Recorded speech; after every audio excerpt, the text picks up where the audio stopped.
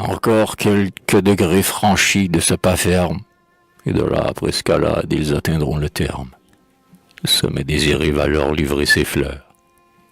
Des cieux mélangés d'ombre et de sombres couleurs, le soleil plus rapide embrasse au loin la voûte.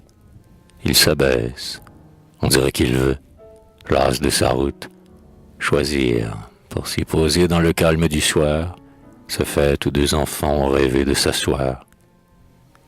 Du rocher qui flamboie aux deux coureurs que j'aime, mesuré par mes yeux, l'intervalle est le même.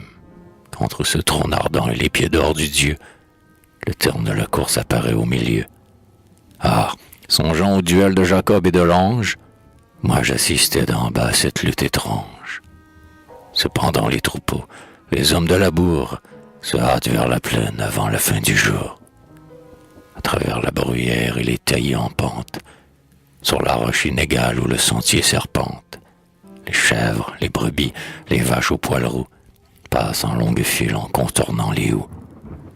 Des rebords du plateau jusque vers la colline, tinte à chaque détour la clochette argentine. Voici, tout près de moi, le chien le berger. Je ne suis plus pour eux un bizarre étranger. Le vieux pâtre interrompt sa balade ingénue. Il s'approche. Il m'adresse un mot de bienvenue. Il sait de quoi je songe et, d'un geste joyeux, lève un bras vers la cime où se tournent mes yeux. Il sourit et, flattant l'orgueil qui me travaille, il vante de mes gars la souplesse et la taille. Et jamais à mon cœur, jamais si douce voix, ne vaut ce mâle éloge en son rude patois. Mais le soleil déjà touche à l'ardente roche, le basalte aigu s'enflamme à son approche.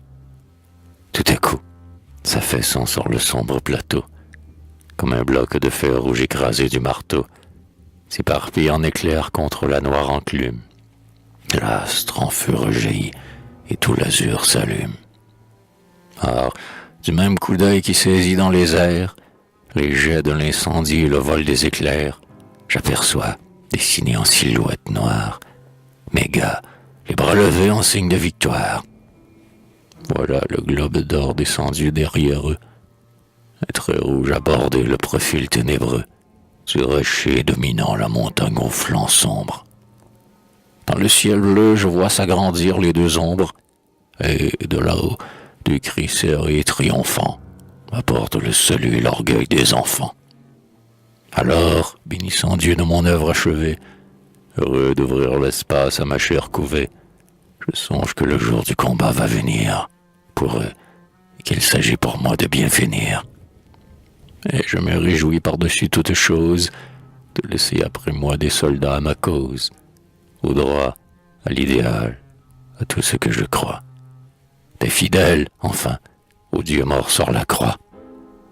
Le passé disparaît dans ce rêve suprême, et je sens tout mon cœur, détaché de moi-même, s'envoler vers mes fils dans ces champs lumineux, pour vivre de leur vie et s'absorber en eux.